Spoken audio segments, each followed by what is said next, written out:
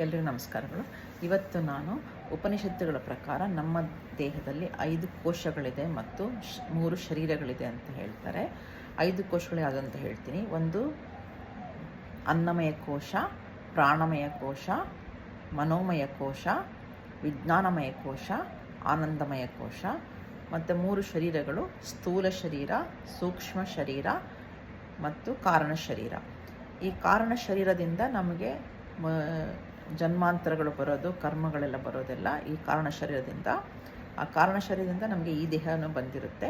ಇದು ಈ ಸೂಕ್ಷ್ಮ ಶರೀರ ಮತ್ತು ಕಾರಣ ಶರೀರ ಮನುಷ್ಯ ಸತ್ತಾಗ ದೇಹ ಬಿಡುವಾಗ ಅವೆರಡು ಅದರಿಂದ ಹೊರಗಡೆ ಹೋಗ್ಬಿಟ್ಟು ಅದರಿಂದ ನಮಗೆ ಮತ್ತೆ ಮುಂದಿನ ಜನ್ಮದಲ್ಲಿ ನಮಗೆ ಏನೇನು ನಮ್ಮ ಕರ್ಮಗಳೆಲ್ಲ ಇರುತ್ತೋ ಅವೆಲ್ಲದು ಅದರಲ್ಲಿ ಕಾರಣ ಶರೀರದಿಂದ ನಮಗೆ ಬೇರೆ ಜನ್ಮ ಬಂದು ಬೇರೆ ದೇಹ ಎಲ್ಲ ನಮಗೆ ಏನು ಸಿಗಬೇಕೋ ನಮ್ಮ ಕರ್ಮದ ಮೂಲಕ ಸಿಗುತ್ತೆ.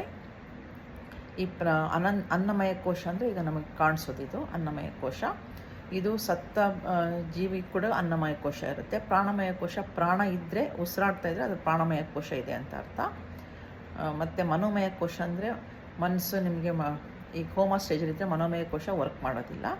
ವಿಜ್ಞಾನಮಯ ಕೋಶ ಅಂದರೆ ಅವರಿಗೆ ಇಂಟ್ಯೂಷನ್ ಬರೋದು, ತುಂಬ ಬುದ್ಧಿವಂತರಾಗಿರ್ತಾರೆ, ತುಂಬ ದಾನಿಗಳಾಗಿರ್ತಾರೆ, ಅವರಿಗೆ ವಿಜ್ಞಾನಮಯ ಕೋಶ ಎಲ್ಲರಿಗೂ ಇರುತ್ತೆ, ಎಲ್ಲ ಕೋಶಗಳು, ಆದರೆ ಅದು ತುಂಬ ಚೆನ್ನಾಗಿ ವರ್ಕ್ ಮಾಡ್ತಾ ಇರುತ್ತೆ.